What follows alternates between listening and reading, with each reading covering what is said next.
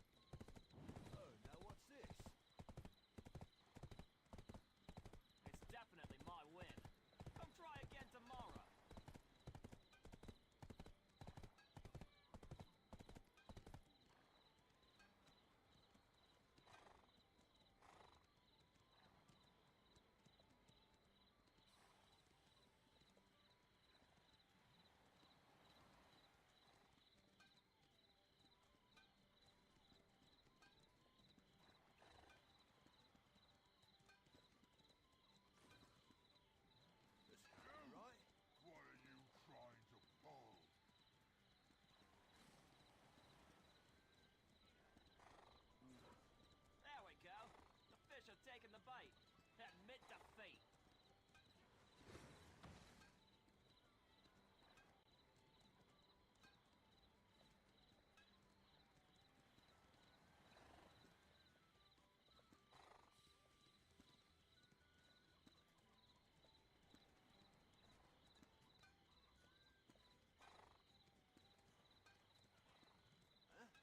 What's with this last card?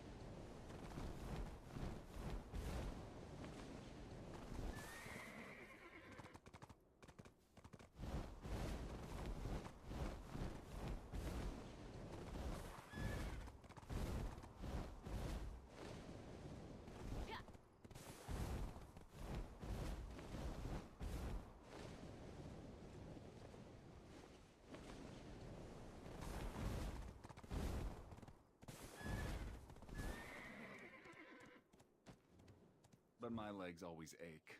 Isn't that pathetic? The Abets pride themselves on their strong legs.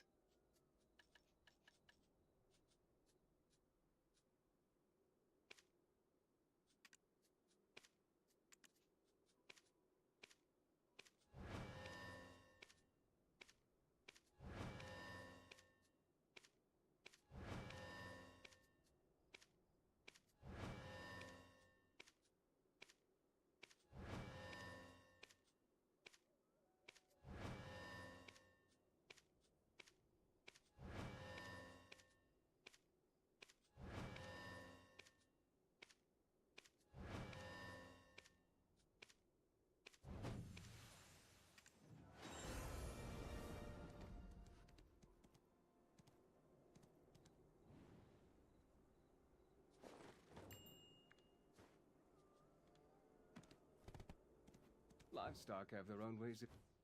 Livestock have their own way. This building's...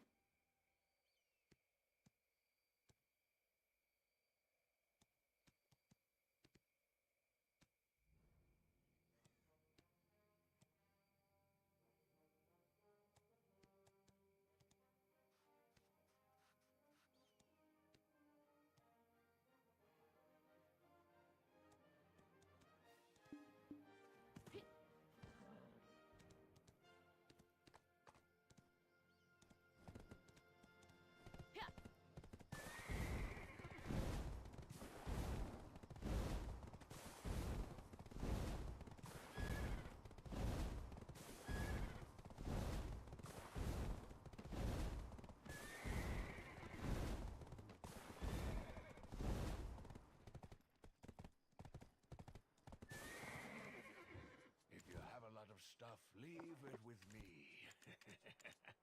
Within your allowed space. Money comes and goes. It's an ethereal thing.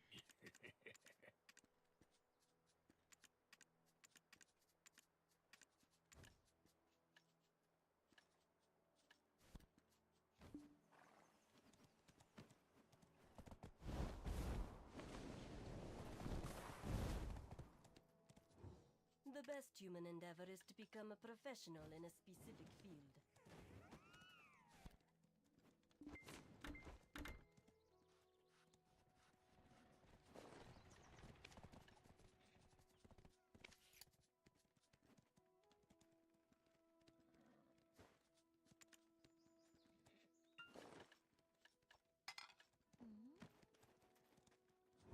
What field is your profession in?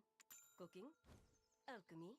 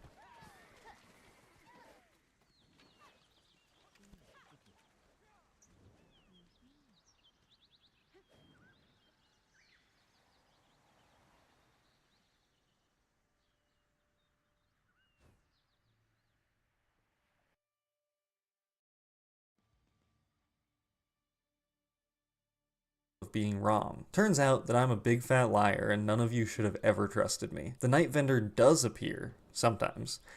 Gathering does work. Kind of.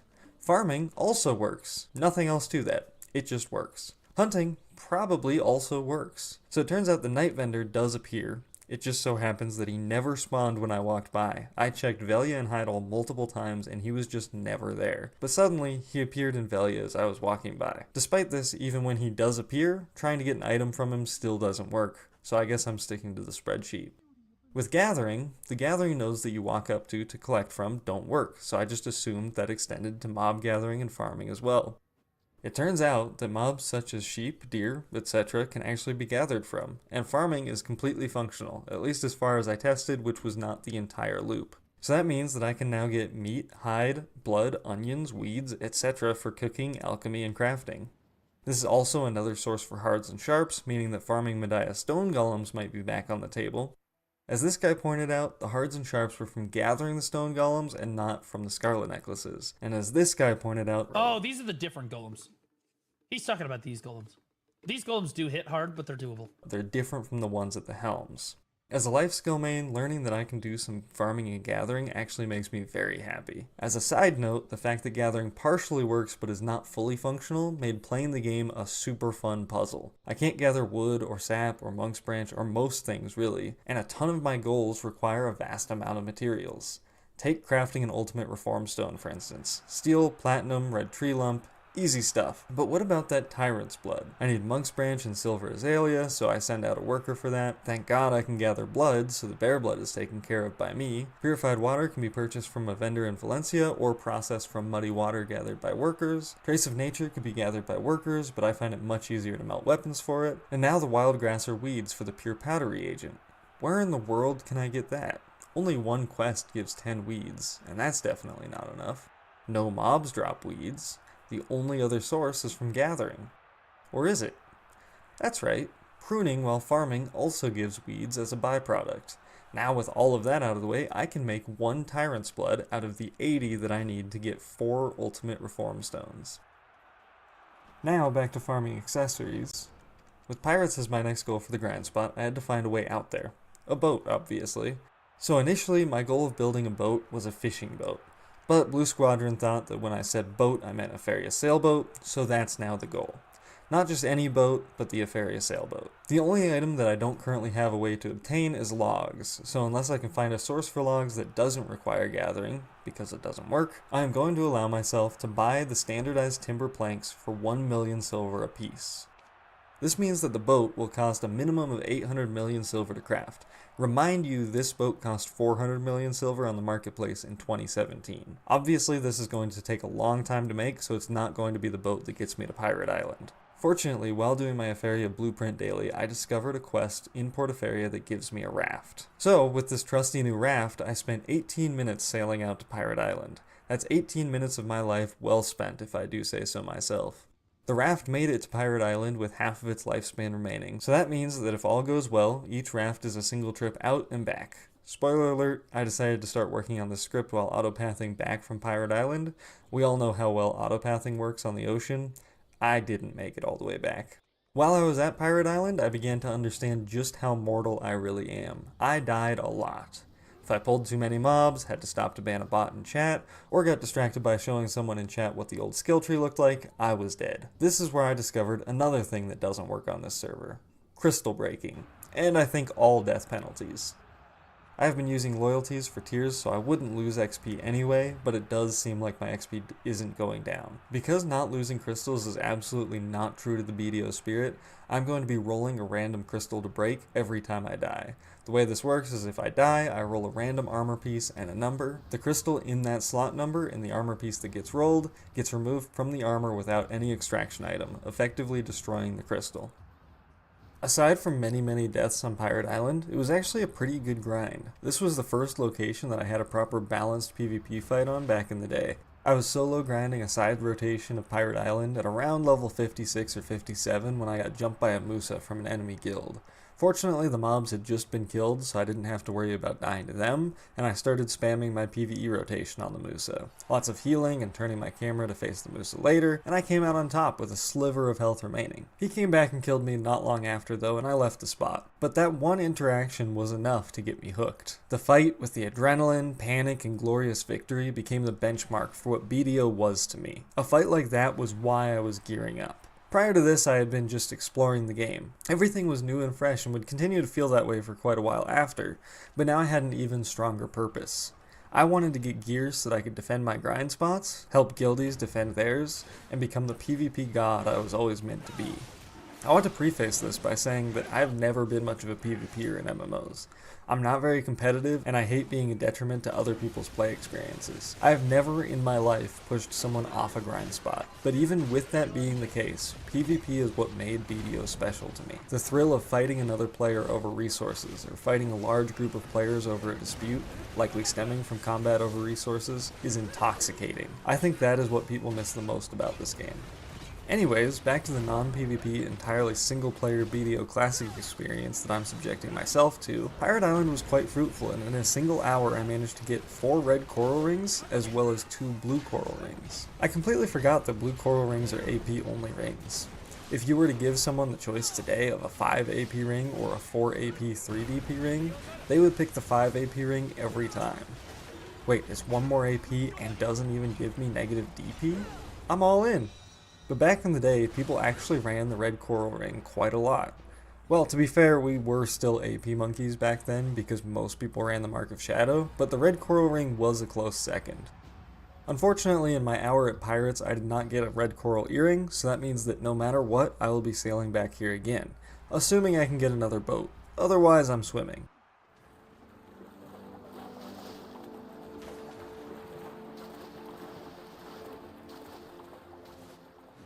You may be thinking, oh, just buy a raft from Creo or any other NPC near a wharf. And you'd have a good point if this wasn't 2017.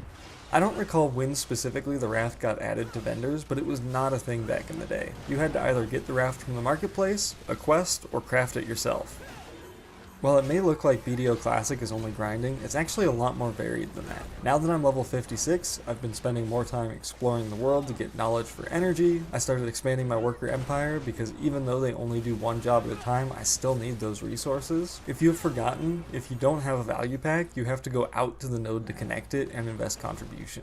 This means that anytime I want to expand my node empire, I have to run out to the location to invest my contribution points. Now that I can gather, being able to craft gathering tools and a gathering outfit is on the list, I don't want to be stuck with 20-second gather times forever. I also decided that I should make a guild. Not for the guild missions or payouts, because I can't even get those in a single player guild, but more for the guild skills. If I can manage to get +3 gathering from my guild skills, then I will only need to get +1 gathering clothes to hit the maximum of +5 gathering. If I don't get the guild skills, then I will need to run +2 gathering clothes plus the gathering elixirs that I get from helms. For those that have forgotten, including myself, the guild missions for a small guild back in the day did not pay very much. The highest paid missions give a whopping 50,000 silver for completion, and the lower paid missions are 25,000 silver.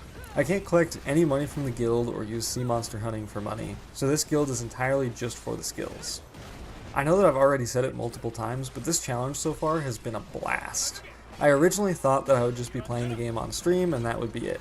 I would get years of streaming content 2 to 3 hours at a time. But it turns out that I'm both a bad streamer and once again getting hooked on BDO. I end the stream and start getting things prepped for the next stream, make sure my armor is repaired, get the boat back to Velia, all the boring stuff. And then, oops, suddenly I put in another 10 hours that day, gathering, discovering nodes, processing, grinding, managing workers, decorating my house, crafting tools and clothes, killing scroll bosses, and the list just goes on. I mean, even right now I'm laying on the bed of my residence for energy so that after I finish working on the script, I can get back out to gathering. I just can't stop myself. During my time off stream, I went and attempted a Kazarka fight, as someone had asked if I would still get loot from him if he despawned. So I figured I'd give him a shot, even if it was going to take a long time for him to despawn. And I tell you what, the only shot worth its salt in that shrine was the one shot that Kazarka kept hitting me with. Not only does Kazarka hit harder than the meteor that caused the dinosaurs to go extinct, but just like the meteor that killed the dinosaurs, he can still damage me from a mile away behind a pillar. So that plan is not going to work out. Every dark cloud has its silver lining though, for one of the mobs in Kazarka's boss room dropped a Muskin scroll. Easy Blackstones at its worst, easy Muskins at its best. The way that I've led up to this, you might be thinking that I'm actually going to get the Muskin boots. 2 boss armors in one episode? I'm not that carried. But to my surprise, his quest reward did give 2 Ancient Guardian seals. I'm not sure if they added these seals to his loot pool after Medaya released, or if this is another bug on the server. But either way, I'm not going to complain. Sawzins. If I didn't include this location, a lot of people would be very angry with me. Sawzins is the prime source of Gruno gear for me, as well as some Red Nose scrolls that may someday lead to a Red Nose armor drop. This grind location is iconic from its days in 2016 and 17 for a few good reasons. The mob density is off the charts. You can pull dozens of mobs to a single location and AoE them down. With a large group of people, you could easily tear down a large pack without hitting any aggro caps and get yourself a large amount of experience in a single pull. Additionally, the trash loot is actually quite valuable if you have the weight to carry it. The trash is heavy and there are multiple types, so it wasn't uncommon to see wagons parked in the safe space along the wall to the northern side of Sawzins. This space is also very large. It was not uncommon back in the day to see 4 or 5 full groups grinding in different locations around the grind spot. It was also not uncommon to see fights over any of these rotations. For me though, this place has been a lot more tame and has kind of been put on the back burner for most of my adventure. I only really need Sawzins for the Gruno gear, so I only do a few rotations until I can fully repair my gear, and then I head back to do whatever else I was already doing. I'm sorry to disappoint all the nostalgic viewers, but that's about all I have to say about Sawzins. It just really hasn't been a very big part of this journey.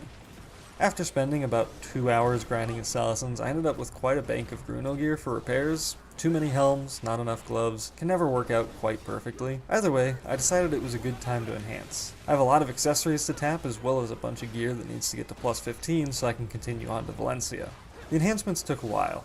I started out using my warrior shield for fail stacking, but quickly realized that I had no way to repair it, so I started building up my Reblath set. Eventually I will have a full set of Reblath armors and a sword and shield that I can fail stack on, and then downgrade on a negative karma ult once they all hit plus 15. During this time I'm hoping for either a low stack enhancement on the Reblath, or for it to not enhance at all so that I can get a usable fail stack for something else. Surprisingly, the Reblath cooperated quite a bit and gave me a lot of fail stacks. My enhancing may seem a little bit wild. For instance, I'm enhancing 2 awakening weapons, 2 different gloves, and an extra staff, but I realized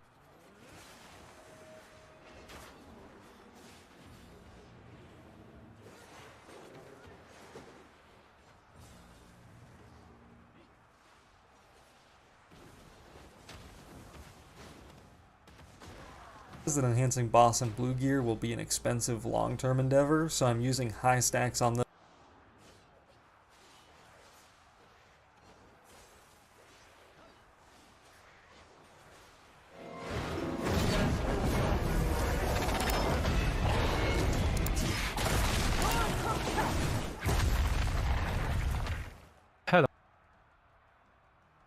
Hello guys, welcome to my channel. I hope everything's okay in your life. In this video series, I will show the mechanics of the bosses in the Pit of Undying content. There will be 1 boss in each video. The videos are prepared in the quick guide style and they are not long. Before moving on to the boss details, I must remind you some topics. First of all, if you've never done Pit of Undying before, please watch the guide video on the channel. In addition, the bosses in the content are mostly killed with the mechanics. These mechanics are related to CCs in the game. If you're not familiar with the CC mechanics, you should review the detailed guide video. And also you should check about your class skills and CC details. The videos related about these contents in pinned comment section. Let's move on to the boss of this video.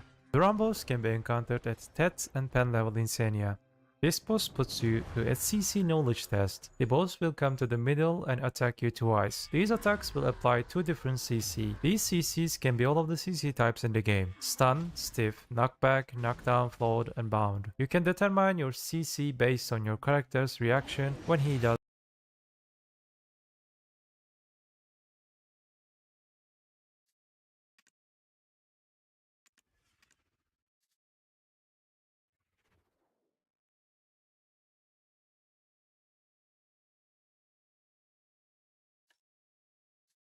two of the attacks. From now on, you need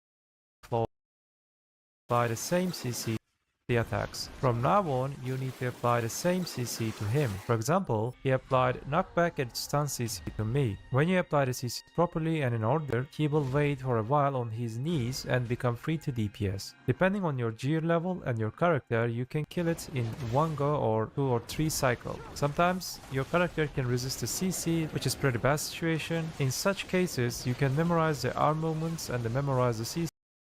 He will Boss will come to the middle and attack you twice. These attacks will apply 2 different CC. These CCs can be all of the CC types in the game. Stun, stiff, knockback, knockdown, float, and bound. You can determine your CC based on your character's reaction when he does 2 of the attacks. From now on, you need to apply the same CC to him. For example, he applied knockback and stun CC to me. When you apply the CC properly and in order, he will wait for a while on his knees and become free to DPS. Depending on your gear level and your character, you can kill it in one go or 2 or 3 cycles. Sometimes your character can resist the CC, which is pretty bad situation. In such cases, you can memorize the arm movements and memorize the CC variants, but this is kinda risky. My suggestion is to cancel and restart the quest if he resists. That's all I have to say about the Duran boss. Hope this video helped you, and do not forget to like and subscribe to the channel.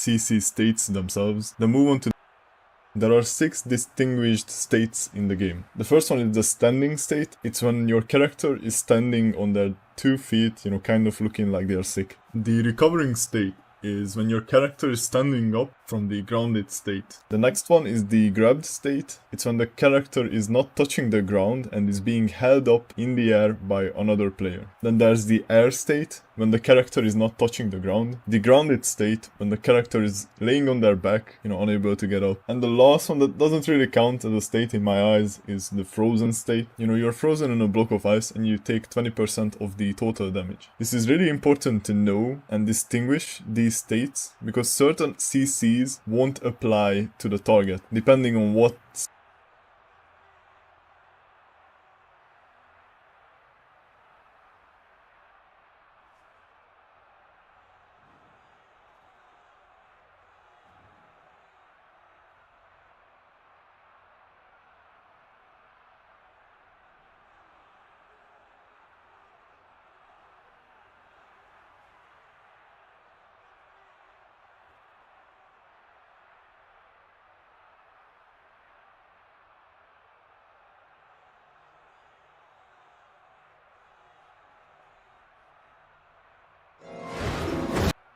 Guys, welcome to my channel. I hope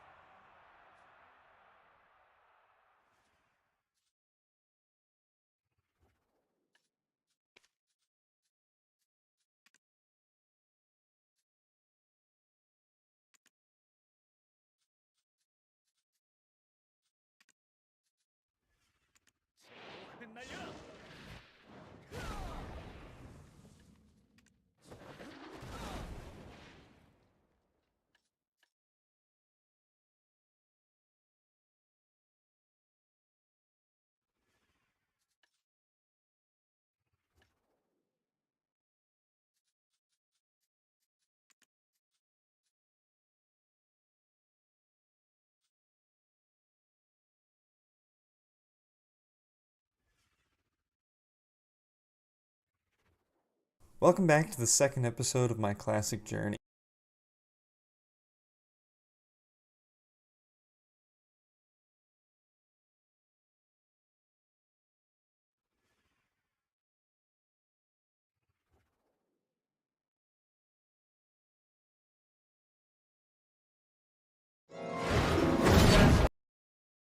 Comment section. Yeah. Section. Let's move on to the boss of this video. The Rumble ends in pinned comment section.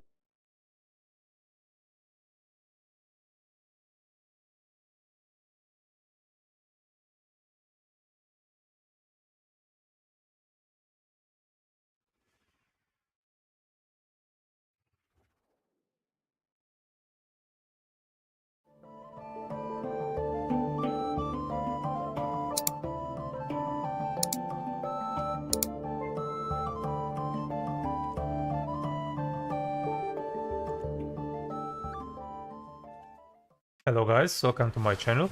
I hope everything is okay in your life. In this video I will try to briefly explain everything I know about combat mechanics. The first thing we will check is damage. As you know, damage is determined by the damage values and the multipliers indicated on the skill. This damage value on the skill is reflected to the opponent in PvP or PvE as a result of certain formula. Damage on the skills can be reflected in different ways. The damage make up the skill's base damage, and this base damage can be increased with the special attack modifiers. It's your AP that basically makes your damage goes up. What makes the damage decrease is your DP and damage reduction value. I will explain this in the next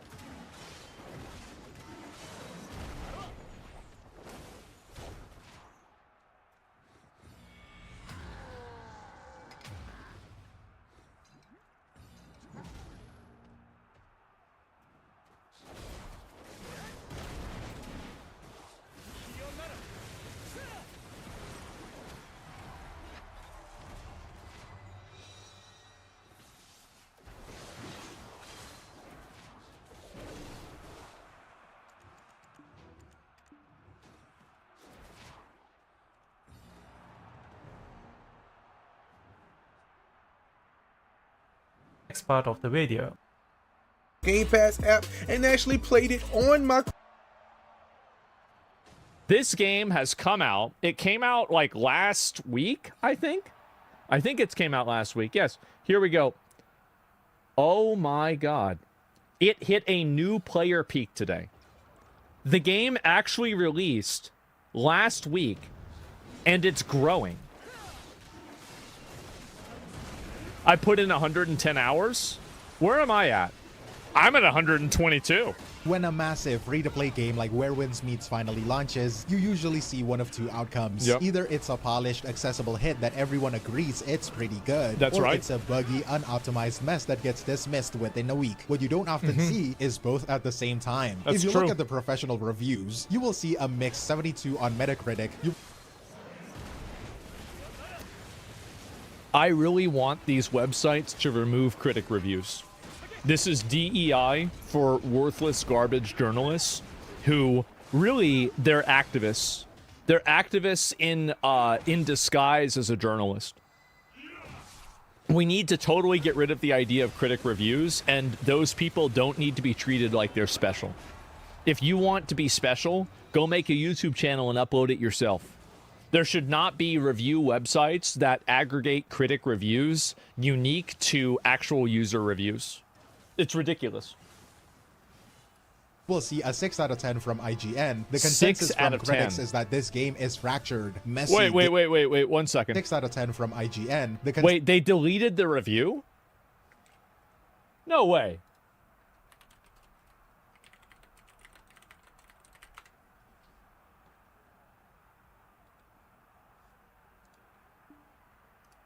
I don't know why it said that. Yeah, it's right here. This is 6 out of 10. Yeah, I mean, I don't know really what... Yeah. Blew back in her face? I guess so. But it's not a 6 out of 10 game. Like, whoever said that's a retard. Less than Concord? Honestly, who cares what experts critic think if it doesn't align with what you think? Here's the reason why it matters. It's because these critics do... Like, a lot of companies listen to them and they take them seriously, and they're given artificial visibility that's created by these websites. So what you want to do, like, my goal is to minimize and destroy their influence. I want to put these people back in McDonald's. Every single one of them is going back to McDonald's. And I will not stop until that happens. And one of the big steps in that is delegitimizing them and removing their artificial, representation. That is my goal. I want to send them back to McDonald's. They are worthless garbage, and all they do is encourage developers to make bad games. That's it.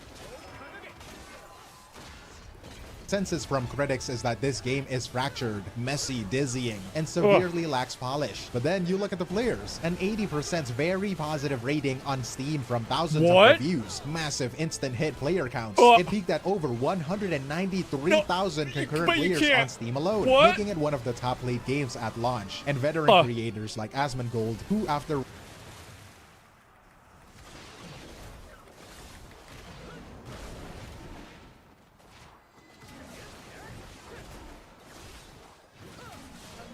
Okay. All right, that's nice. Great. Oh, lovely. Oh, good. Oh, good. who after running into every single one of those messy systems, ultimately gave the game an 8.5 out of 10. Tomorrow, I will play more of it tomorrow. I did. And we'll do more of that. And yeah, I've had fun. My overall experience, like my day one experience, This is like me if I was talking. going to rate the game, give the game a rating, I would say that the rating... I would actually increase my rating at this point to a 9. I think that after playing the game more, I think it's closer to a 9 or a 9.5 game for what it is. It's an incredibly high quality, very good game. I would give the game so far, it's been like an 8, like maybe an 8.5. Like I've been really enjoying it so far.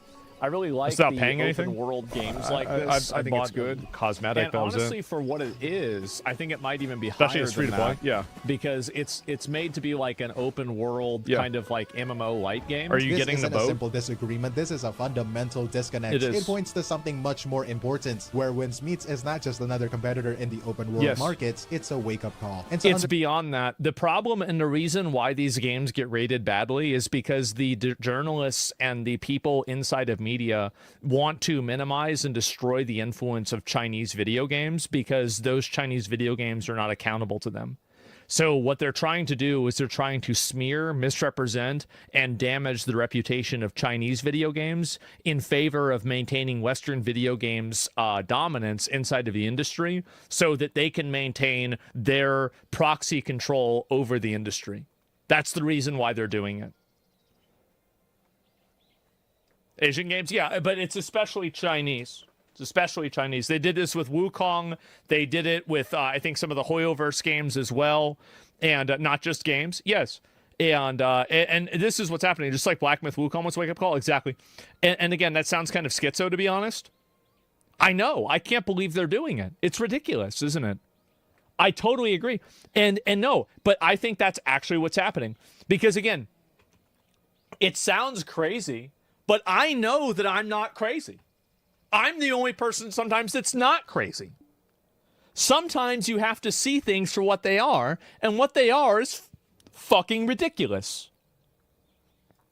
Understand why this is happening, why this divide is so significant, we first have to understand what this game is trying to be. But before we get into that, if you appreciate this kind of breakdown, a like on the video and subscribing to the channel is a huge help, and it lets me know that you want to see more. On paper, the identity of Where Wins Meets is simple: a free-to-play, wuxia-themed open-world action RPG. But that description doesn't really tell you anything. In fact, I don't think it's very accurate. The only word that properly describes this game is maximalist. It just means that it wants to do everything. It's not trying to be one thing. It is an attempt to be 5 or maybe 6 different games, all living in the same house. And it's not quite about it either. Let's just list them out, right? You have the combat. This is the Souls-like. It's not a button masher. It's a tactical system. What does wuxia mean? It's like a Chinese, like fantasy mythology, fucking martial arts, like high fantasy Chinese martial arts. Built entirely on precise timing, on parrying, and on counterattacking. Your skills aren't based on a rigid class. I didn't know what it was meant. I didn't know what it meant. That's how I know. The exploration is a pure breath of the wild. The developers have been very clear. If you see a mountain in the distance, you can go there. You can get around using lightness skills, which is just the wuxia way of saying you can run on water and sprint vertically up a cliff face. And then it's a GTA-style sandbox. The game is set in a chaotic 10th century era, and the systems let you embrace that. You can choose a criminal path. You can kill NPCs and get a wanted level, and maybe even hunted by other players for a bounty. It is also a deep life sim. They have this identity system. It is far more than a simple crafting mini game. It is a completely parallel path. If you want to, you can apparently just ignore the main quest and become a full-time doctor who can heal, or accidentally worsen NPCs, or an architect who builds houses, or a bodyguard. And finally, the foundation holding all of this up is an RPG, a massive 150 plus hour story-driven, single-player focused open world. And you can see why they're mad. A Zelda Explorer, a GTA sandbox, and a live sim, all built on an RPG chassis. And that is the proposition. That is the because it makes every single Western developer that makes garbage games, it makes all of them look retarded. It makes them look retarded and incompetent. And I think also they're able to do all of this without having any sort of accountability to this fake media apparatus. I think the media does a lot in order to create a need for themselves. That's why I was so happy Trump just said today, he was like, oh, just laugh at what they're saying and just agree with them. It doesn't matter. Nobody cares. That's the way I think they need to be treated. I hate design. All of this ambition, this desire to be everything at once, is the direct source of the game's single biggest problem. This have-it-all design results in a fracture. The game's identity is fundamentally split. You are essentially playing two different games that just happen to be at war with each other, right inside the same clients. The split is a direct source of what has been the #1 complaint, the worst marketing. This massive confusion about what the game's multiplayer is. Because let's be clear, I don't know what it is. It's not a traditional MMO. You are not running around with thousands of an other MMO. players in the same persistent shared world, doing quests together. That is not how this works. Instead, the game is a hybrid. It strictly divides its content into two separate modes you have to switch between. First, you have the game 1, the Lone Wanderer mode. This is the default. This is the Genshin style experience. Who wants a traditional MMO? A lot of people don't anymore. 150 plus hour And there's a main reason for story, that. It's solo only. You do all of that alone. And now you can play co-op from this mode, like its competitors. However, Well, you can swap. What makes it good is that you can swap from solo gameplay to group gameplay completely seamlessly. Like, you just go through a loading screen and then you spawn in with everybody else. So this game plays a lot kind of like Monster Hunter in a way, where you have optional co-op behavior. Now, the only thing that I would say is like maybe a disagreement that I have is that you are incentivized by higher reward ratios to play with other people in terms of like end game item rewards. So like you do want to play with other people, and like there's a point where that's good, a point where that's bad. Lost Ark implemented that with solo raids also. So it really kind of depends. Plays a lot like Genshin. Well, this game is basically a gacha game that has more realism attached to it in terms of like its style and like its graphics, and everything else is basically the same. Not a truly shared world. You create a private instance room, like a temporary copy of the world, made just for you and your friends. You can get a group of up to 4 people together to explore and fight the world bosses. But that main story stays a solo endeavor. And then you have game 2, the shared journey mode. This is what they call the MMO part. But even this is misleading. When you switch to this mode, the open world is empty. There is no enemies, no mobs, no story quests. This is the key misunderstanding that's tripping everyone up. This shared journey mode is essentially a lobby. It is a social hub when you can see thousands of other players, but it functions as a gateway. It is the place you go to queue up for all of the traditional instance MMO activities. Oh, I didn't even know that. The raids, the PvP arenas, and the guild wars. This structure is clunky. It is confusing, and it's not what people expected. But I as didn't even know about see, that. this clunky fractured design isn't just a flaw. It is also the game's sharpest weapon. This two-game system, as confusing as it is, appears to be a very deliberate choice. It is a calculated attack on the biggest complaints that players have had about its gacha competitors for years, and its first target is what creator Gacha Smack. The reason why I think that a lot of people don't like the gacha games is because they're pay to win. Like, that's the reason why they're bad. It's because they're pay to win games, and if you make progress in the game, you can come back and your progress will be invalidated. Like, gacha games at a baseline, if you look at Honkai Star Rail as a baseline video game, phenomenal game. You look at Wuthering Waves as a baseline video game, amazing game. Even Zenless Zone Zero plays extremely well, even though I don't really like it that much. Like, Genshin Impact is the same thing. So all of these games are actually at a very baseline, incredible, amazing games, but they're just infected with this virus that's pay to win. That's really the problem that people have with them. Bluntly called the dog poo. Is this not pay to win? No, it's not pay to win. Like, I mean, there are a handful of things that you can do. Like, you can buy like a little like $5 monthly pass or like a battle pass that gives you an advantage. So to me, this is the problem that I have with pay to win. So this is inside of a free to play game, right? Free to play. So every single game there is, these are the types of monetization systems that I have a problem with, okay? So I am okay with a game, obviously, that's completely free to play, right? There is no like bad stuff in it, no cosmetics really, or it's only cosmetics, and that's it. But there's nothing that will actually make your character more powerful, and there's nothing else you can do. So that to me is totally fine. It's obviously great because you're playing a game for free and you can get everything, right? That's obviously good. That's like PoE, kind of like PoE. Yeah, but, yeah, it is PoE. It's exactly PoE. So this is a good example is PoE. So the second one is a lot like many other gacha games, and I would generally rate this as probably about yellow, where it can be bad, but it's usually not. Wuthering Waves falls inside of this second category, where the game is pay to win if you define being able to spend money to gain any advantage categorically. So if you look at that definitionally, it is pay to win, but functionally it's not in the same way that a gacha game is. And what I mean by that is that for example, you can buy a battle pass, and the battle pass will allow you to accelerate your growth and make your character better. But it's like $15 or it's $5 for the monthly pass. So that to me is a very big difference than the traditional pay to win that is effectively uncapped. So basically, the way that I define the negative effect of pay to win is based off of how much you need to pay in order to win. If you are stronger than a person that spent $5, or sorry, if a person spends $5 and they're stronger than you for a month, I don't think that's a big deal for a free-to-play game. If a person spends, if the person that spends $10 is stronger than the person that spends $5, that's not great, but it's okay. Sometimes it's acceptable. But here's where it really becomes a problem. It becomes a problem where the person that spends $100 is weaker than the person that spends $500, and the person that spends $500 is weaker than this person that spends $1,000, and the person that spends $1,000 is weaker than the person that spends $2,000. And that is the pay to win. That is awful. That is the Diablo Immortal, like, this is Diablo Immortal garbage, and again, there are a lot of games inside of this, right? And so I'll just put it right here, okay? PoE, okay, so this is like PoE, this is like Where Winds Meet.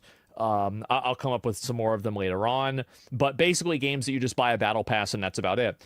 This is Lost Ark. It's also basically every other gacha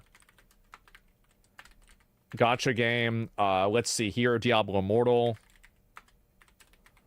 Right, BDO is yellow. BDO is not yellow. You can spend money and get an advantage in BDO. And so, yeah, there it is. Wuthering Waves, not Where Winds Meet. Well, Wuthering Waves is absolutely pay to win. It's definitionally pay to win. I have a fucking, like, what is it? Whatever the thing that I have the C6 or Constellation or fucking the maxed out Cardathia. Like, yeah, that's pay to win. Trust me. I know that because I paid to win. And so, yeah, E6, yeah, there you go. And who said BDO is yellow? Somebody that's stupid. So anyway, the point is that pay to win in a free-to-play game is, in my opinion, acceptable as long as the barrier to entry for it has a very, very low ceiling. So, like, you can only spend, like, $20 to own a battle pass to accelerate progress, but you can't do something that's going to make you, like, infinitely more powerful than everybody else, the same as you can with gacha games. Do you see kind of what I'm saying here? BDO barely has any pay to win? Well, I don't know about that. I'm just saying in general. Yeah, I'd include any MMO. Yeah, there needs to be capped. Yeah, if the pay to win has a very low ceiling in a free to play game, that's acceptable. To me, that's my opinion. If you choose not to play games like that, completely justified. But that's how I feel about it personally.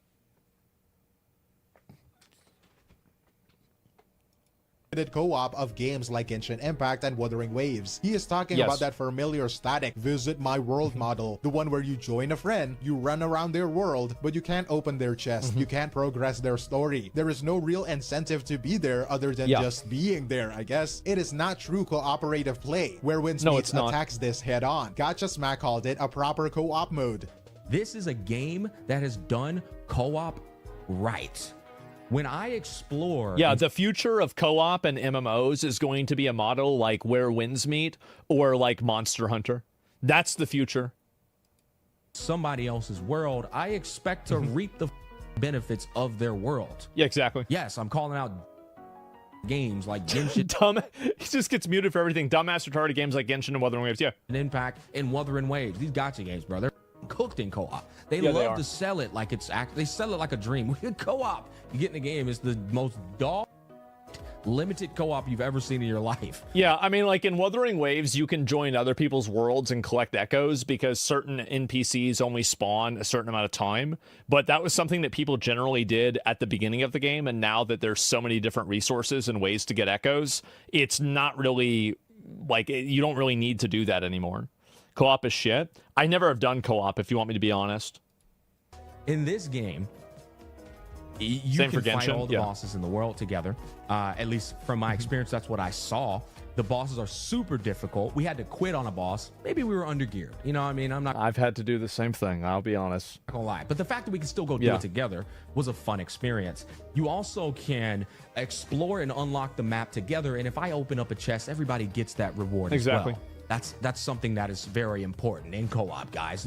You want to give incentives to join somebody's world. You see what I'm saying? Yes. It means you are not just visiting your friend's world, you are progressing with them. You are actively encouraged to explore together, fight world bosses together, and solve complex puzzles, because everyone in the group benefits from the discoveries. It provides a genuine incentive for shared exploration. And Well, it gets people a reason to actually play with each other. That's the thing, is that a lot of these games don't actually provide a reason. this is the first wake-up It's a good call. goal. But this Yeah, of attack course. on bad co-op is only half the strategy. That's a The very second good thing. and perhaps even more significant wake-up call is what Where Winds Meets does with its endgame. The target here is that famous predictable complaint, a lack of endgame. It is the feeling that plagues almost every massive gacha game. You finish the story, you explore the map, and then you just run out of meaningful things to do. Where Winds Meets was clearly built from the ground up to solve this exact problem. It goes You're always going to run out of content eventually in any video game because you're going to hit a plateau for power scaling. That's not even a bad thing. That's normal. That's the way every video game works. You're not just going to like infinitely power scale for all time. Like you eventually, like you're going to eventually hit a plateau and you're going to have done all the bosses and that's going to be it.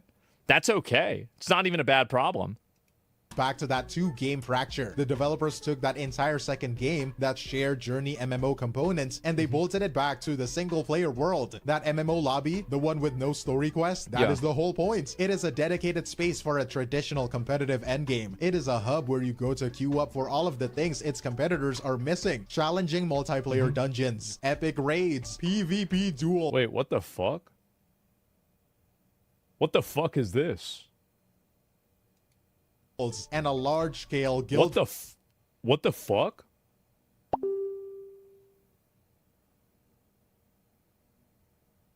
I didn't see this. Versus guild, This is guild crazy. wars. This is a direct strategy. It is a calculated business move to capture and keep Holy the high shit. investment and game players. They are targeting the people who finish the story in competitor games and leave because they are looking for a persistent competitive loop to grind. And of course, this is how they monetize that loop. The game introduces a pay to progress faster system. It is not a pay for power. You can't just buy the best sword from a store. Instead, it uses a stamina system, sometimes called vitality. This system puts a hard cap on how many rewards you can get from those dungeons and raids every day. But That's if the you same buy as the any of battle them. pass or the monthly pass, you get items like vitality pills that gives you more stamina. This lets But the thing is that if you buy the battle pass or the vitality pass, you can't just, as far as I know, you can't just infinitely buy battle passes or vitality passes. So you will eventually run out of ways that you can pay to win. So like spending $5 to get a little bit of a bonus, I hate energy. I don't care about that because energy is just simply like, for example, like heroic dungeons in Burning Crusade having a daily lockout is effectively energy. Like the energy system, the only thing that I don't like about the energy system is that it doesn't get stored in a lot of early games. So like, for example, like in Honkai Star Rail, they have the best version of this, right? Where you can collect, what is it, like 28,000 or 2,800, 3,200 energy. So if you take a long break from the game and you come back, you can really make a deep cut into the new content and you're not going to get immediately time gated by having to wait for energy restart, right? It's good. Yeah. And Wuthering Waves has a much lesser version of this, which I think they should make it more. But I think theirs is like 480 or something like that. There might be 240. I don't remember. But either way, so you just progress faster, further and faster if you pay. You do, but the ceiling for that per month is like $20 or like $5 or something like that. So to me, that's acceptable. Now everybody's going to make their own opinion about it, but like to me, I consider that acceptable. customers run more content, get more loot, and progress their gear faster than a free-to-play player. It is a controversial loop for sure, but it's also a very familiar and marketable system, designed specifically to monetize that competitive endgame community. This entire structure, this fractured two-game solution, is the core of the game's identity. It is also what brings us to the most interesting part of this launch, the massive, unavoidable divide between what the critics are saying and what the players are doing. If you look it's because it's a Chinese game.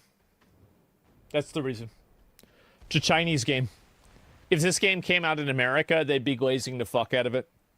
I mean, how many different points on the graph do you need until you can draw a line? It's very obvious that this is what they're doing. They're delegitimizing and demonizing Chinese video games and other Eastern video games, and they will do this to Indian video games also, and they'll do this to Korean video games also. They'll do this to any video game that is outside of their sphere of influence so they can artificially create an importance for themselves. That's the reason why they're doing it. The professional reviews. They do glaze Japan. They glaze Japan because the talons of DEI and diversity and inclusion and fucking weird bullshit sexualities being put into the game, they have already gotten their claws into Japan, unfortunately. And it's been so bad that they even have made a bill recently saying that, hey, we don't want to have this happen anymore. That's the reason why they're positive about it. So you can't go crazy, but it becomes more like, wow, like a subscription system, the cosmetics go crazy? Yeah, definitely.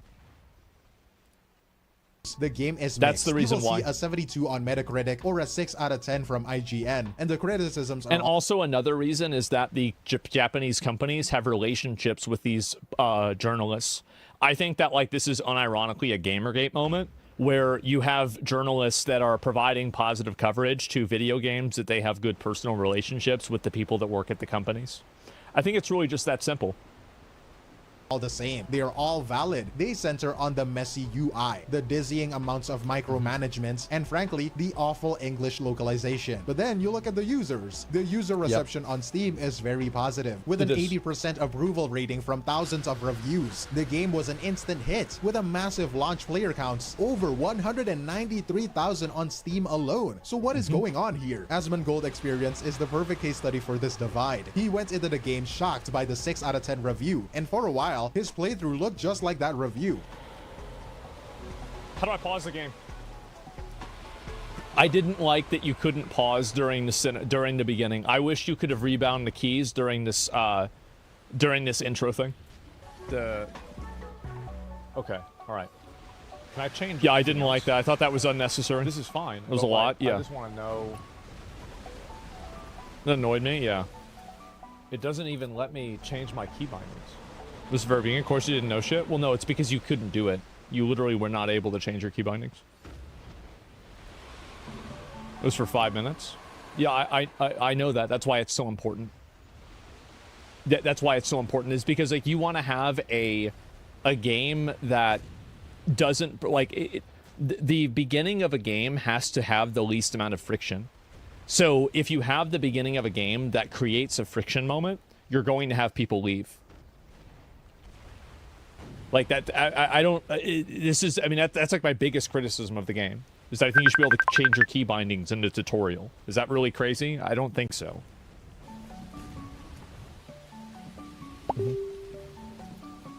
Yeah, somebody in chat said it was gay. After this tutorial, so I've got to learn. So I have to muscle memory the wrong key bindings. Okay. I just got to beat him. That's all. All I have to do, I just have to beat him. He immediately ran into all of that friction the critics hated. He got stuck in the tutorial, completely frustrated by the confusing key bindings. He was completely stopped by the broken character creator's image upload feature, and he was visibly annoyed by the endless, overwhelming dialogue. By all accounts, he should have hated it, but then he discovered that— Yeah, because that doesn't matter. That's not a video game. Like, why would I be upset about that? That's not video game content. Like, the thing is that this is the problem, is that journalists and these writers base their ratings off of things that aren't video game stuff. I don't care about how much dialogue the story has. I just skip it if I don't want to listen to it. I care about the game. If I wanted to listen to dialogue, I'd go watch fucking anime. So He obvious. found out that he could just attack a random villager and that the game would react.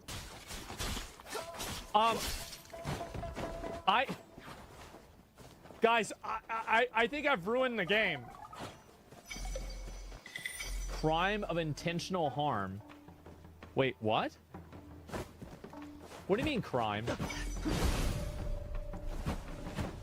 What? Wait, why? Who's shooting me? Yeah.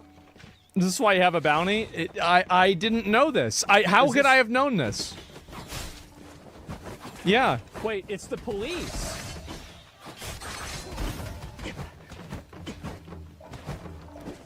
Dude. Yep. Just gotta kill the police. That's all you have to do. In game, in a video game. Oh. Am I supposed to kill the police? The moment he saw that sandbox freedom, his entire opinion of the game completely shifted. He ended that stream by giving the game an 8, maybe an 8.5, a score that seems impossible next to that 6 out of 10 from IGN. And the title— Well, it's not impossible. It's IGN's biased. They're biased. And all the other companies are too. Of his next video, I can't stop playing this game. I mean, this is a wake-up call. It is not just about the features, it is about the audience. The audience is proving that they are absolutely starved for depth and innovation. They're willing to push through a messy UI. They're willing to learn dizzying systems. They will forgive a lot of friction if the core fantasy is strong enough. And that fantasy— Yeah, they want to play a good video game. That's what really matters the most to the average person. And this is one thing that developers understand, designers understand, but journalists don't. They want to focus on things that don't matter, like how the grass moves, or the dialogue in the game, or the story, or how the story fits with the world game. Like, what is this? This is it's none of that stuff actually matters to a real player. And this is the fundamental problem. Is like, yeah, does the game have AI in it? What the fuck are you talking about? Does it have AI in it? Who decided that this is a metric that you're going to grade a video game off of? Is one of the true co-op. Can you pet the cat fallacy? Yeah, exactly. Is there a fishing minigame? A fantasy. As I said, I am going to do my best to send every single one of these people back to McDonald's. That is my goal. My goal is to send them all back to McDonald's. I hate them. Real consequences in a sandbox world. It is a fantasy of a world that has— I cannot even depth. express so how much I hate means, the real alarm this game is sounding is that the market is changing. This is the real wake-up call, okay? It is not that Where Winds Meets is a Genshin killer. It's not. It is not a perfect polished game that is going to steal the entire casual market. The wake-up call is precisely that it's not perfect. It is a fractured experience. As we have discussed, it is a messy game with a dizzying UI that critics and players alike have pointed out. By all conventional wisdom, a game this ambitious and this unpolished, this high friction, should have failed, especially when launching for free against some of the most polished, accessible competitors. Well, this is the same thing with Dark Souls, for example, right? Dark Souls is very different than this, but it follows the same base paradigm. That a video game that doesn't follow conventional wisdom can still be very successful as long as it does follow other types of wisdom and it delivers a good experience that's besides that. And like Dark Souls didn't follow a lot of the traditional wisdom of video games back then, but it was still very successful because the core gameplay was good. That's the only thing that matters. Bunch of indie games popping on my feed. AAA is cooked. If 2 days can make a game better than DAO, I don't know how they keep dumping $200 million into games. It's because the people that are making the decisions are disconnected. And one of the reasons why is that they read critic reviews. They should never be reading critic reviews in the world, but like if you're a game developer or you're a publishing studio and you read critic reviews in order to get an idea on whether your game is good or not, you will fail. It is a very positive user score on Steam, and its high player counts prove that audiences are desperate for more than just polish. They're desperate for ambition, and the message this sends to the entire live service market is painfully clear. It is telling them that players are tired of limited co-op. They are tired of visiting a friend's world and just running around, unable to do anything meaningful. It is telling them that players are tired of investing hundreds of hours into a game only to hit a wall where there is no meaningful endgame. And most importantly, it is telling them that players are willing to forgive a lot of friction, a lot of messy menus, and a lot of confusing systems if the game underneath it all delivers a deep, innovative, and uncompromising sandbox. The alarm here— Exactly. People just want to play a good game. Like, menus and stuff like that are only bad if the game is bad. The fundamental thing that makes a video game succeed or fail is its moment to moment, second to second, day to day gameplay. It's not the story, it's not the graphics, it's not the progression system. It is the moment to moment, second to second gameplay. That is the reason why New World failed. That is the reason why some gacha games succeed. If that gameplay is garbage, then your game is garbage. It's that simple. Isn't make a better wuxia game. That is not what this is about. The alarm is that your audience is smarter and more patient than you think, and they are ready for something more. But I'm curious to hear your thoughts. Do you believe this is a system of systemic death? All of these different jobs and sandbox features makes up for the lack of polish? And what is the one feature you think competitors should be paying the most attention to? Let me know in the comments below. What's up, everyone? This video was really hard for me to sit down and record, and it's something I've been putting off for a couple months now. And really it's in response to some of the questions I've been getting during live streams, which is, Dak, did you quit BDO? Why'd you change your name? And this video is to address those questions, but also to lay out what the future holds for the channel. Now, this isn't an end of content creation for me. This is actually a new beginning. So don't worry, this isn't me walking away, but it is me walking away from what I thought was success. And it's going to kind of go over where I've been, how I got there, and where I ended up and where I see myself going. I will have in the description below all of the chapters, so if you want to skip ahead to any certain part that interests you, feel free to do that. But this video is really me just speaking from the heart. But I've been doing this for about 2 years now. A little over 2 years, actually. I started in July 18th, 2023. And over that time, I learned a lot about myself, about the industry, and I've learned a lot of lessons too. And one of the hardest lessons I've learned recently pretty much almost made me give up. And that lesson is that the numbers will lie to you and make you hate yourself if you forget why you started. Now, over the last couple of months, I had to do some self-reflection to remember why I got started, because I completely lost sight of it. I'm a disabled veteran, 100% service-connected disabled, living in Alaska, where the winters are very long, very cold, very dark. I live in a pretty isolated area, so not a lot of people to talk to. Not a lot of things to do unless you're into snowboarding and skiing, which I've never been that coordinated, and sometimes my health gets the better of me. My body betrays me. So virtual worlds are really my best outlet for branching out, for meeting people, for exploring. The games were my escape. They were my life. They were the way that I made friends. And honestly, I wanted my wife to see me doing something I loved rather than just being in pain all the time. And to be perfectly honest with you, I thought maybe I could make some money doing what I already loved doing, which is playing games. And that was the dream for me. I started out just playing games that I enjoyed. Variety games, Dave the Diver, Foxhole. We tested out Anvil Empires. And my first real foray into success, or at least what I thought was success, was Eco. And we ran the second largest server in the community, which was an RP server. I ended up doing a developer interview, which was really cool to be able to sit down with developers and do an interview like that. And over time, I wanted more. I wanted to grow the channel. I wanted more success. I ended up in the Sea of Thieves category and was rated by Hitbo TC, and I think it was the largest viewership I had. It was over 500, and it made me really think that maybe I do got what it takes to be successful. And I, over time, started encountering other streamers, other content creators, and forming a model around what success meant for me. For me, success meant if I got over 1,000 viewers, if I got a certain number of followers, then I had made it. So that quest began. And as I branched out, I tried different games, trying to figure out what would catch. I tried Star Citizen. There's a lot of content on the channel already about Star Citizen that you'll see, and I've recently re-explored it, but I'm not sure that the game is ready yet. Maybe in 2 years. It's always 2 years with Star Citizen. And then I got into PAX Day, which was a early access MMO. And it kind of reminded me of the old school MMOs that I used to play as a kid. So I got really into that, and the numbers were really blowing up. I got over 1,000 followers in that time.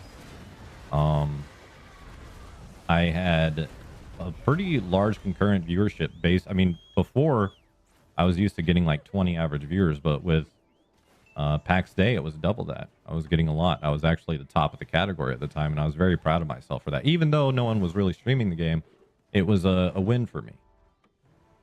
But then PAX Day started kind of dropping off a little bit as the early access period dwindled and the development slowed down and people lost interest. You know, new games coming out.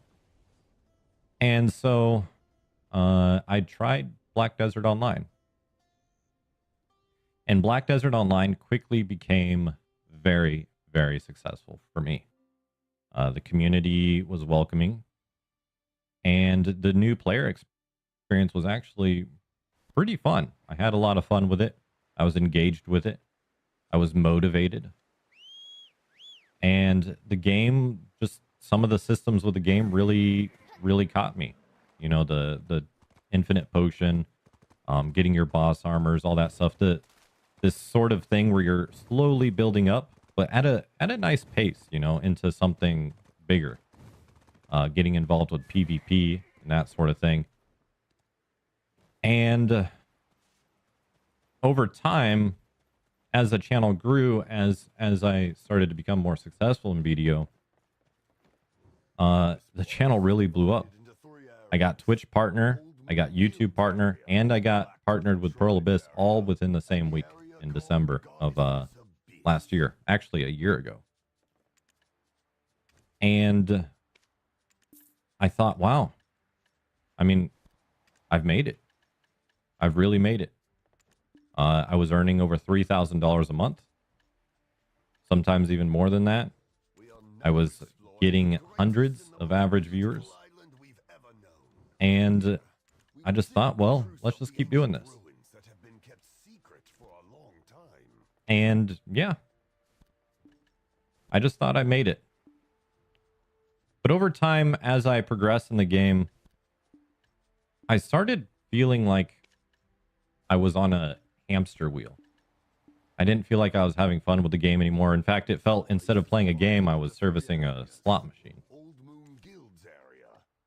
And that kind of sucked the passion out of it for me. It really did. As I got further up there into the end game, I realized that I was just grinding in circles for hours and hours a day, 8 to 12 hours.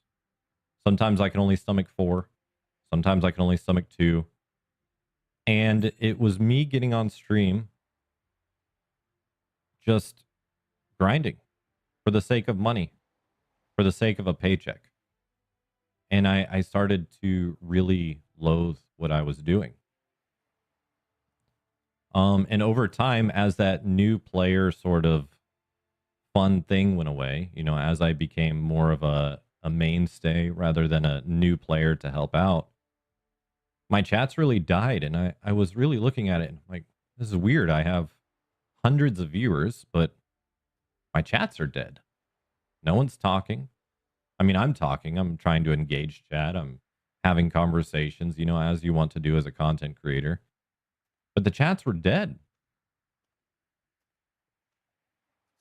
And it slowly dawned on me that people weren't really here for me. They weren't here to watch me. They were here to farm drops. They were here to get cronstones and stuff to help them out in their game, which is fine, but it kind of gave me a false sense of success. And over time, I started wanting to play something else, but I was terrified. I was scared to branch out because I didn't know what would happen. I didn't know what would happen to the success that I tried really hard to achieve and that I had achieved in my mind. And I just started feeling like I was staying way too long. I was overstaying my welcome. So fast forward a little bit, I take a 2-month vacation with my wife. We go out into the woods of Alaska where there's no electricity.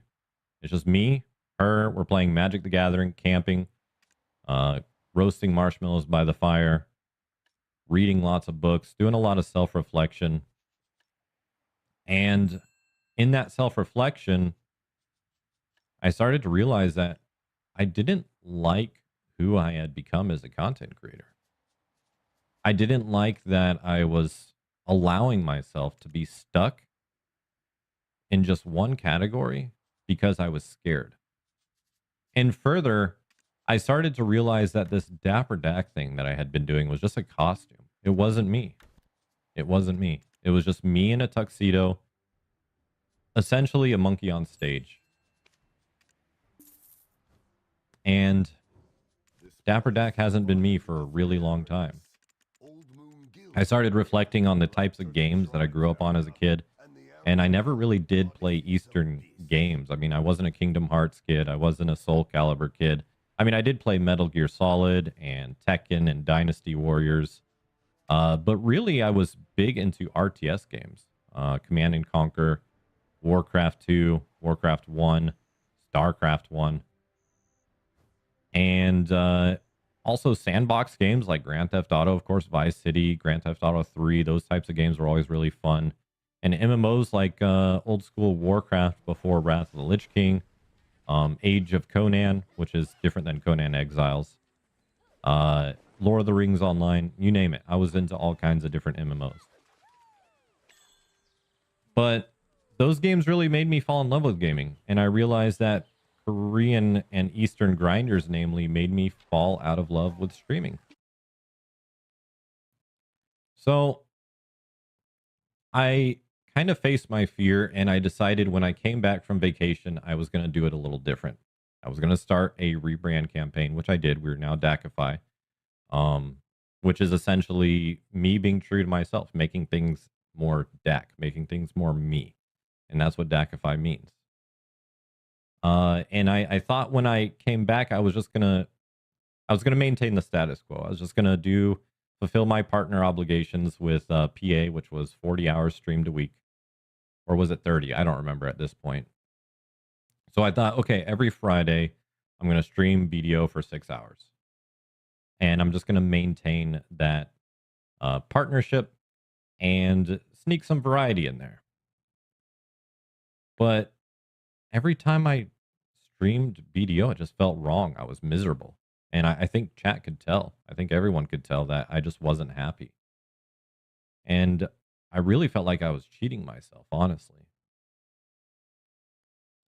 So November 10th of 2025, I sent a DM to the lead community manager, BDO, essentially resigning from the Prolibis partner program. The very same day I went live as Dakify. I wasn't Dapper Dak anymore, without a safety net, just complete 90-degree turn. And I pretty much watched all of my success burn away overnight. My viewer numbers were cut in more than half. I was losing followers every day. And I was lucky to make $500 a month, from over $3,000 a month with BDO to $500, which for me in Alaska, that doesn't cover a whole lot. It's pretty much ramen money up here. And it hurt really bad. In the last 2 years that I've been streaming, I'm more happier than I've ever been. My chat is now actually active, more active than it was during BDO. Even though I have less viewers, I have more people engaging. Real humans, real laughter, real engagement. No more drops farmers. No more people just hanging out to get some quick enhancements and stuff like that. No silent lurkers. And it's starting to give me an idea of what my actual growth is. I began to reevaluate what success means to me. And that is building a community. Building a community around the channel that will go from game to game, exploring together, having a great time together. And that's really what I'm focusing on now. The channel. Every year I put together a video taking a look at all of the currently in development MMOs we have to look forward to. In fact, it's become almost a running joke, the number of games that seem to be perpetually on this list year after year, some of which boasting development times of nearly a decade at this point. Well, I got some bad news here. We can all stop laughing at the joke. This list just got a heck of a lot shorter. Over the past few months, 4 in development MMOs that I've been looking forward to have been canceled.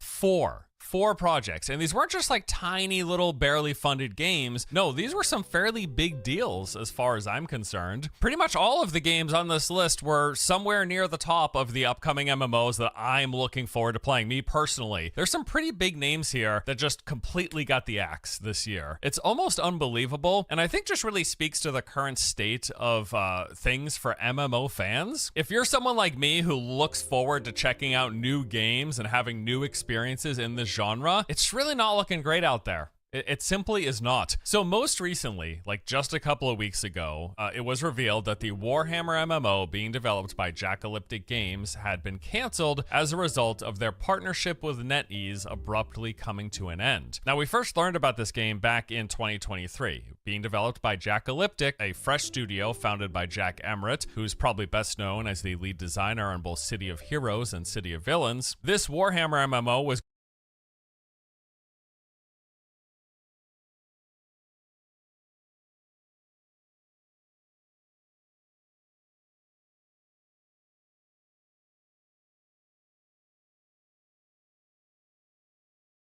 Welcome to your perfect start into Where Winds Meet. My first playthrough was full of mistakes and I was missing tons of player power.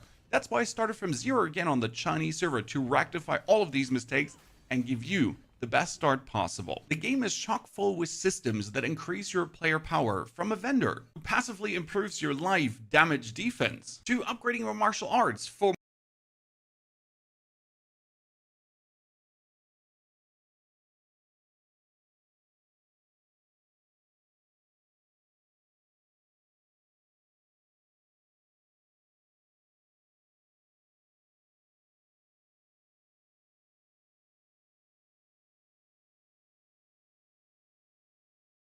Where Winds Meet can be a little intimidating for new players, but this video should remove any fear and trepidation you might have while enjoying your playthrough. This video is going to be the most complete beginner guide for Where Winds Meet that I could make without spoiling anything. By the time you finish this video, you will understand every system you need to know to play the game confidently. If you got questions, ask them in the comments below. I'll read and respond to every single one. Yeah, I'm weird like that. Also, be sure to take advantage of the timestamps to revisit any topic you need to come back to later. Now, let's get into it. All right, the first thing that we're going to focus on is the open world and all of the things that you can do inside of it, as well as the various rewards that you get. Whether it's currencies, materials, or stats, these rewards are going to determine what you're focusing on and why. So let's talk about that really quick here. So first thing we've got is a map of the open world. You're going to start right around here somewhere, and the first things that you're going to want to focus on hitting in this game are going to be the Wayfarer locations. That's the book with the fire on it. When you touch that, it's going to reveal the map for that region. Similarly, there's one up here. We touch this, and this whole region becomes exposed, and it's going to highlight things in the region for you, like teleport locations, these stones right here, things that you're really going to want to touch. And those two things are going to be your two biggest focuses when entering a zone. And the reason for that is because this one reveals all the stones, and then these stones are going to give you 50 zone XP per stone. Whereas the smaller tasks, like if we look at my compass right now, we see these little butterflies that we're going to be collecting loads of to get oddities. Those are only going to give you 3 zone XP. And when you open a chest, it's going to give you 3 or 5 XP as well. So touching one of these stones is like gathering 16 or 17 oddities in terms of zone XP. And the reason zone XP is important is because if you want to explore the zone as efficiently as possible, you don't want to be spending a lot of time running around the zone like this, but rather you want to have these other abilities like this one right here, which allows you to sprint really fast, allows you to jump really far, or you can hold it and then you can literally fly across the world. So to get those, you need zone XP, and these stones are going to be one of the fastest ways to get the necessary amount of zone XP. To see how much zone XP you need, so confusing right now for you. I know. By the time this video is over, it's not going to be. You're going to understand it. You're going to know what each menu does, where each menu is located, and hopefully we'll make sense of this so that it's a lot easier for you to navigate whenever it comes time for you to find something or understand why something is where it is. So for zone XP, what you're going to do is click on the journal, and then right here, you've got the 2 zones. So you can switch between them. Here's King and here's Kaifen. Those are the 2 zones that you start in. And the thing you want to pay attention to is over here on the right, it says level 5. And that level determines how much mobility you have in that zone. Your mobility, the ability to sprint up walls. Like you see a vertical wall that's 20 feet high on a mountain or 50 feet high or 100 feet high. You can just walk up it. Literally, you walk up that cliff. Or you could jump and fly somewhere really far away. That's unlocked in here by getting to level 4, and you get this Afterglow pendant, which is going to give you the ability to use your Grand Lightness skill and Wall Stride, the 2 that we just mentioned. So that's why 2 of your earliest focuses are going to be these teleport stones and these Wayfarers, because that's going to give you the ability to really get around these locations much more efficiently for the rest of your playthrough. Now, if you try to head to a zone too early, you'll start to walk into it and it'll say this zone requires you to be higher level, and it'll kick you out of that zone and it'll put you right back in the zone you were previously in. So that's how you'll know if you've gone somewhere you're not supposed to be yet. The game makes it pretty obvious. Now, we touched on oddities a moment ago, which are anytime you see these little butterfly symbols on your minimap, and your minimap is the best way to find them, and they are everywhere. If you start running across the zone, you're going to run into tons of them. As you can see here in this zone, I just stepped into an area where there are 5 of them on my screen, which is quite extraordinary, actually, that there's still a place with 5 of them that I haven't touched yet. But these are really simple mini puzzles that you can complete to collect oddities, and oddities are what you're going to use to unlock permanent stats in this game. It's one of many different stats sections that this game has. This menu section here has so many different stats that we're going to dive into and explain. Some are going to unlock abilities for you, some are going to unlock passives, and some are passives that you unlock with your oddities. There's loads of them. But to start with the butterflies, they're always a really simple task. You run to the butterfly and you'll find something that is going to be the puzzle. So for this one right here, in this zone, it lets out a purple ball and you're just going to run and jump through it. And then there you can see it gave me some stats as it's popping up. Gave me Kaifeng exploration, exploration mastery, and some other things. Each one of these is going to give you stats or items to trade in at the oddities vendor, which we'll touch on in a moment here. We'll just do one more of these as an example. So right here, there's a bird. And these puzzles, by the way, are specific to Kaifeng. So it will depend what zone you're in, which puzzles you're going to get. So the bird, when you shoot it, it drops this Heart Soothe twig, which we'll be able to then go and trade in. And as you can see, it popped up and said it gave me 3 zone XP and some other rewards. So there's 2 vendors in the game. When I was completing those little butterfly objectives on the map, they're giving me oddities, and then those oddities are specific to the zone. So there's an oddities vendor right here, and that is the oddity vendor for King. And then there is an oddities vendor right here, and that is the oddity vendor for Kaifeng. In order to unlock the King oddity vendor is there when you start the game. You run there, he's there, you just talk to him. The other one though, for the other zone, you're going to have to complete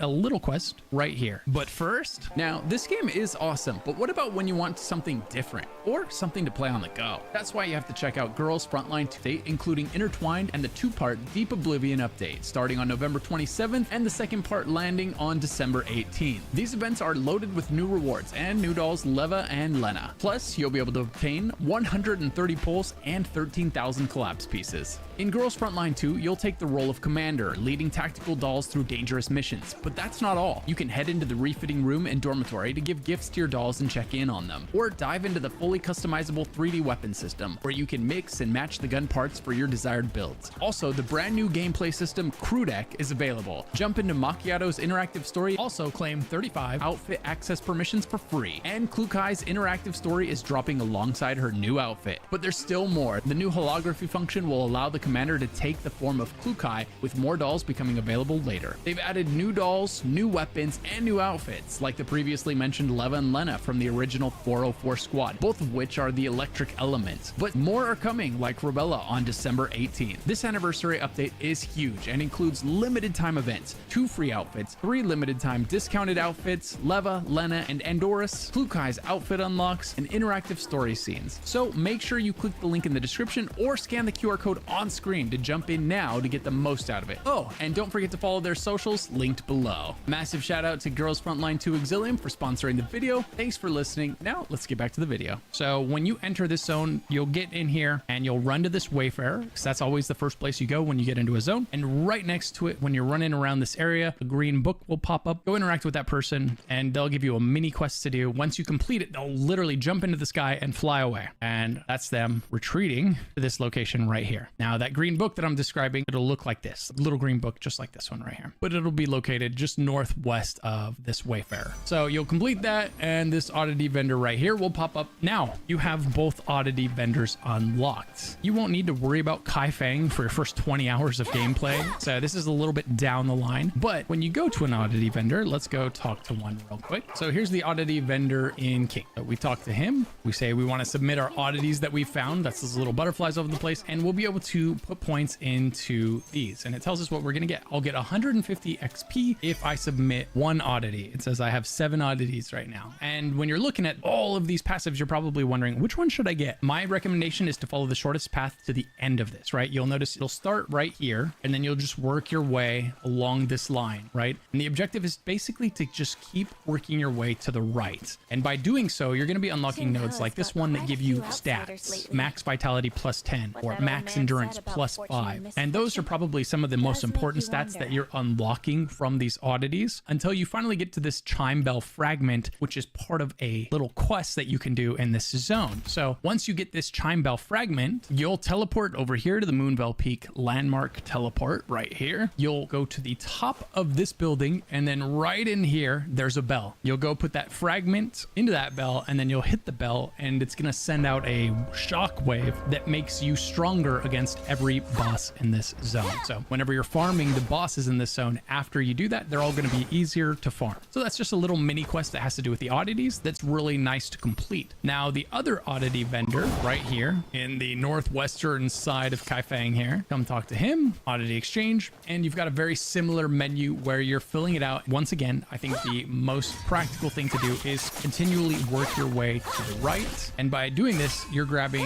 the major nodes. What might happen is if you're moving your way to the right faster than you are getting levels, then you'll see right here, we've clicked on this one for another 10 vitality, but it says we're not level 56 yet. So you might get to a point where you've hit level cap and the developers have not allowed you to go far enough to move and get more of these unlocked. So at that point, then there's no reason not to start looking for the interesting nodes behind you that you haven't unlocked yet. Maybe you want to upgrade your physical attack damage. Maybe you want to upgrade your damage versus monsters, right? There's lots of great nodes in here. Maybe you want more HP. Take your pick and grab them. You can't go wrong. And as you can see, these oddities are really easy to get. You just go and complete those little mini butterfly puzzles and you get them quite fast. Okay, so that kind of covers oddities, teleport stones, and wayfarers, which are going to be 3 things that you're really focusing on at the beginning of the game whenever you're not doing the main story quest. And as always with any game, the main story quest is a great thing to focus on as well. When you're doing the main story quest, you'll be following this symbol. This symbol right here will be on the map. Just run to it. Keep doing that until it no longer shows up on the map. Reasons it won't be there anymore are you don't meet the requirements for the next section, which are oftentimes level based. So you might not be high enough level to do the next section. It may want you to go get more experience, things like that. And then the next main story quest will pop up on the map and you'll be able to do it. And if you're ever not sure, just hit J on your keyboard, click it, and right there. Or if you're on console, come into the menu system, go to the quest right here. And you've got main story, lost chapters, encounters, and exploration. So this is a good time to go over all of the different types of quests in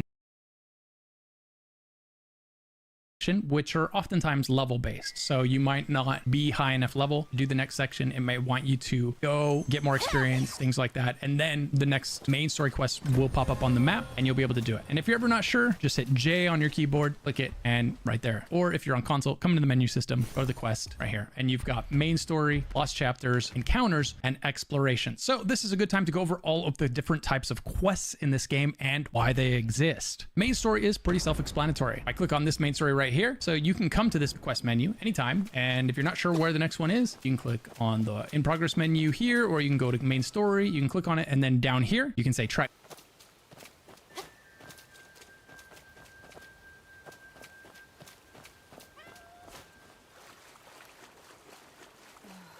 Why is the path gone again?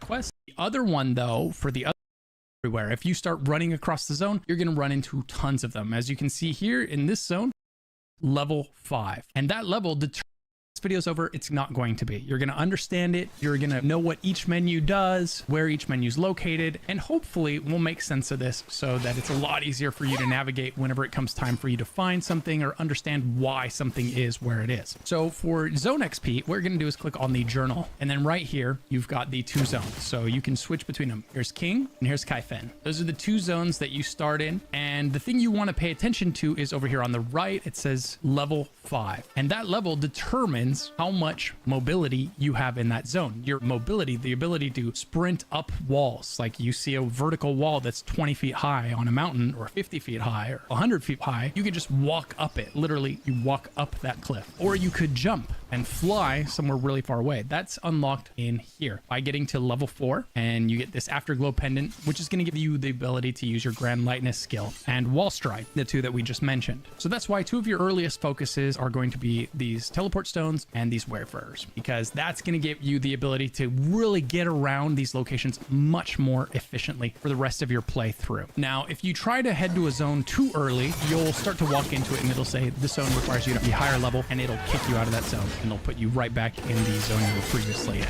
So that's how you'll know if you've gone somewhere you're not supposed to be yet. The game makes it pretty obvious. Now, we touched on oddities a moment ago, which are anytime you see these little butterfly symbols on your minimap, and your minimap is the best way to find them, and they are everywhere. If you start running across the zone, you're going to run into tons of them. As you can see here in this zone, I just stepped into an area where there are 5 of them on my screen, which is quite extraordinary, actually, that there's still a place with 5 of them that I haven't touched yet. But these are really simple mini puzzles that you can complete to collect oddities, and oddities are what you're going to use to unlock permanent stats in this game. It's one of many different stats sections that this game has. This menu section here has so many different stats that we're going to dive into and explain. Some are going to unlock abilities for you, some are going to unlock passives, and some are passives that you unlock with your oddities. There's loads of them. But to start with the butterflies, they're always a really simple task. You run to the butterfly and you'll find something that is going to be the puzzle. So for this one right here, in this zone, it lets out a purple ball and you're just going to run and